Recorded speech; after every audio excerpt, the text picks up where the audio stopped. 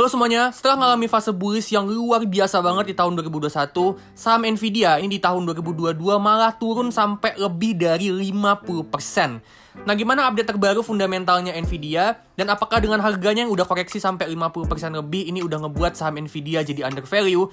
Itu semua bakalan kita bahas, kita jawab di video ini. Sebelum mulai, jangan lupa subscribe dan tekan lonceng supaya kalian up to date sama channel Todopedia. Oke, yuk langsung aja kita mulai.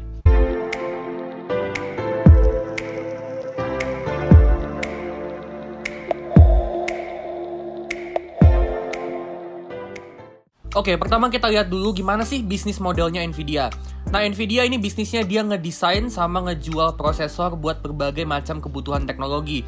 Mulai dari kebutuhan gaming, kebutuhan data center, terus ada juga kebutuhan untuk professional visualization, jadi ini visualisasi, tapi itu lebih realistis. Bahkan juga sampai kebutuhan untuk kendaraan otomatis atau autonomous driving.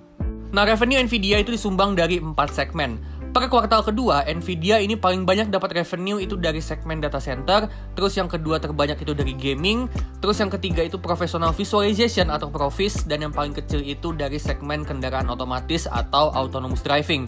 Jadi kalau kita selama ini taunya Nvidia itu identik sama gaming, tapi sekarang justru bisnis prosesor untuk data center ini yang jadi bisnis Nvidia yang paling banyak cetak revenue. Nah, secara finansial, kita lihat di sini ya, di bagian tengah, ini net profit margin sama free cash flow marginnya ada di 20%-an. Ini bagus banget, ini termasuk efisien banget untuk perusahaan prosesor atau chip.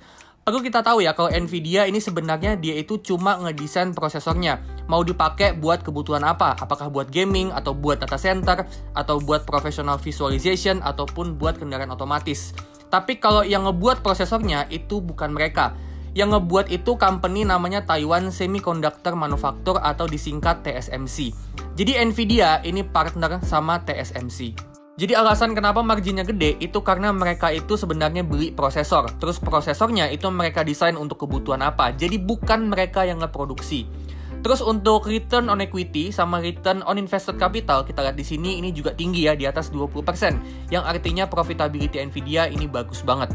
Terus untuk solvability, ini di bagian kanan kita lihat ya, debt to equity-nya 44%. Ini bagus ya, artinya equity-nya tuh lebih gede daripada utang berbunganya. Terus current ratio-nya 6,6 kali, artinya aset lancarnya itu 6,6 kali lebih gede dari utang jangka pendeknya. Dan cash to debt 1,8 kali, artinya uang cash yang dipegang itu 1,8 kali lebih gede daripada utang berbunganya. Ini bagus ya, artinya mereka punya lebih dari cukup uang buat ngelunasin utangnya. Dan setelah lunasin utang, mereka masih punya sisa uang yang bisa aja mereka pakai buat ngembangin bisnis. Next, kita highlight valuasinya. Di bagian kiri, ini price to earning sama price to free cash flow-nya ada di kisaran 40 kali. Ini sebenarnya lumayan mahal ya, normalnya itu di kisaran 15-20 kali. Tapi price to earning sama price to free cash flow ini tergantung dari potensi growth. Makin tinggi potensi growth, makin tinggi juga price to earning sama price to free cash flow-nya. Kalau PE-nya 40 kali katakan, tapi ke depannya growth-nya itu juga misalnya bisa sampai 40% tiap tahunnya, yaitu tetap aja hitungannya murah. Nah, bicara soal growth, kita lihat di sini ya, Nvidia ini selama 7 tahun terakhir ini bisa numbuhin revenue, net profit sama free cash flow-nya dengan growth rate yang tinggi banget, di kisaran 28-47% per tahun. Jadi Nvidia ini termasuk high growth company. Cuma dengan Nvidia ini dia udah tumbuh jadi company yang gede. Kedepannya untuk tumbuh 30-40%-an per tahun kalau menurut gue udah makin susah ya. Karena emang secara natural makin gede satu company growth-nya bakalan makin lambat. Ditambah lagi Nvidia ini mereka ngadepin tantangan berat yang ngebuat growth-nya beberapa tahun ke depan itu kemungkinan besar bakalan melambat. Nah, apa aja tantangannya? Kita coba bedah ya. Oke, kita lihat di sini. Ini revenue-nya di kuartal kedua tahun ini menurun kalau dibandingin sama kuartal sebelumnya. Dan cuma naik 3% secara year on year. Nah, kalau kita bedah per segmen, revenue segmen data center ini naik tipis dari kuartal sebelumnya. Tapi untuk segmen gaming ini turun drastis. Dan gaming ini segmen yang sumbangan revenue-nya gede ya. Makanya pas segmen gaming revenue-nya turun, biasanya revenue Nvidia secara keseluruhan itu juga turun. Nah, ini dia yang jadi tantangan pertama. Manajemen Nvidia ini kasih keterangan kalau emang demand untuk prosesor gaming ini lagi menurun. Terus di bagian highlights di sini mereka juga bilang kalau demand yang turun ini karena kondisi makroekonomi.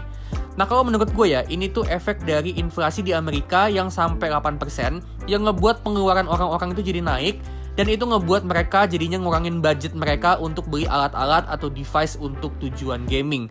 Plus juga ini efek dari perang Rusia-Ukraina, di mana Nvidia jadinya nggak ngejual produk lagi ke Rusia, yang ngebuat penjualannya itu jadi turun. Nah, tantangan yang kedua, Nvidia ini lagi ngalami yang namanya excess inventory, atau kalau diartiin ke bahasa Indonesia, artinya kelebihan persediaan. Nah, jadi mereka ini supply terlalu banyak prosesor ke company-company pembuat laptop gaming kayak Lenovo, Acer, MSI, dan masih banyak lagi. Supply prosesor yang kebanyakan, ditambah demand untuk prosesor atau chip ini yang lagi turun karena kondisi makroekonomi, ini ngebuat harga chipnya Nvidia jadi turun drastis karena supply-nya itu jadi banyak banget sedangkan demand-nya berkurang. Makanya itu ngebuat revenue gaming jadi turun drastis. Terus untuk segmen professional visualization atau Profis ini juga turun karena masalah yang sama. Sedangkan untuk otomotif ini revenue-nya naik. Jadi segmen otomotif ini juga masih punya potensi growth. Nah, kedepannya gimana? Kalau menurut gua kedepannya prosesor-prosesornya Nvidia ini masih banyak banget dibutuhin, apalagi dengan tren cloud computing, artificial intelligence, gaming, data center, sama pembangunan dunia metaverse yang masih terus dikembangin di seluruh dunia. Jadi chip untuk gaming, data center, Profis, sama otomotif ini kedepannya masih bakalan kepake banget, dan demand-nya kedepannya nih dalam jangka panjang masih bakalan terus nambah. Cuma emang Nvidia ini bisnisnya rentan banget sama kondisi makroekonomi. Menurut gue ya, Nvidia ini masih bakalan terus tumbuh dalam jangka panjang, tapi untuk 1-2 tahun ke depan, mungkin growth-nya itu bakalan agak terhambat karena kondisi makroekonomi. Seperti biasa, sekarang kita bakal hitung harga wajarnya saham Nvidia dan kita bakal pakai discounted cash flow. Jadi kita bakal hitung berapa free cash flow yang dihasilkan sama Nvidia buat 10 tahun ke depan. Pertama, kita asumsi growth-nya Nvidia. Nvidia beberapa tahun terakhir growth-nya emang udah kencang banget, tapi dengan kondisi makroekonomi yang kurang bersahabat nih, sama juga ada masalah excess inventory, ditambah lagi Nvidia ini udah jadi company yang gede, growth untuk kedepannya itu harusnya bakalan slowing down. Analis di Yahoo Finance prediksi kalau growth-nya Nvidia 5 tahun ke depan itu bakalan di kisaran 23% per tahun. Tapi kita mau asumsi yang agak lebih konservatif, karena prediksi analis pun nggak ada jaminannya bakalan 100% akurat. Jadi kita asumsiin aja 20% untuk high case, terus untuk low case-nya kita pakai 10%, sama middle case-nya 15%. Terus untuk asumsi price to free cash flow di tahun ke-10, ini Nvidia kedepannya masih bakalan jadi fast growing company. Tapi tetap aja ya, PE sama price to free cash flow di 40 kali ini tetap kemahalan dan udah nggak masuk akal. Kalau Nvidia kedepannya bisa punya growth belasan sampai 20%-an per tahun, menurut gua price to free cash flow di kisaran 15-25 kali ini valuasi yang cukup wajar dan masuk akal buat Nvidia. Apalagi dengan Nvidia ini growth-nya udah melambat, price to free cash flow kedepannya pun bakalan pelan-pelan ikutan turun. Nah, terakhir untuk return yang kita mau dari saham Nvidia, kita mau return atau return on investment itu 15% per tahun. Karena industri chip ini lumayan sensitif sama kondisi makroekonomi, jadi resiko investasi di saham perusahaan chip itu lebih tinggi. Karena resikonya tinggi, kita juga mau return yang tinggi. Makanya kita pakai 15% per tahun.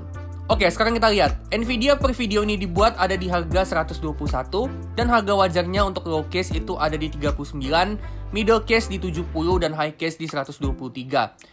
Jadi bahkan ya, dengan saham Nvidia ini udah koreksi 50% lebih, ini masih setara harga wajar untuk skenario high case. Jadi kalau menurut gua, ini masih agak-agak overvalue. Ya, terus ke depannya dengan fundamentalnya yang masih agak-agak kurang bagus, perkiraan gua Nvidia masih bakalan lanjut koreksi ke harga 2 digit, ke di bawah 100. Dan gua sendiri masih nunggu Nvidia ini untuk turun ke 60-70-an, buat nanti gue pertimbangin buat buy sahamnya Nvidia buat investasi jangka panjang. So, kenapa saham Nvidia ini harganya koreksi dalam? Itu karena emang fundamentalnya yang turun drastis, ditambah lagi valuasinya yang udah kemahalan. Tapi kedepannya nih, dengan tren artificial intelligence, cloud computing, sama metaverse yang masih bakalan berkembang, kalau perkiraan gue, demand untuk chip-chipnya Nvidia, terutama untuk GPU, ini masih bakalan tumbuh terus. Jadi gue masih bullish ya untuk Nvidia untuk long term. Oke, itu dia ya saham Nvidia. Kalau kalian punya pandangan lain soal Nvidia, boleh banget share di kolom komentar. Disclaimer ya, ini bukan perintah jual beli, tapi ini cuma analisa sama opini gue aja. Keputusan di tangan masing-masing, resiko investasi juga ditanggung masing-masing. Oke, jangan lupa like, comment, subscribe, dan tekan lonceng supaya kalian up to date sama channel Todopedia. Oke, kalau gitu gue pamitan dulu dan sampai ketemu di video selanjutnya.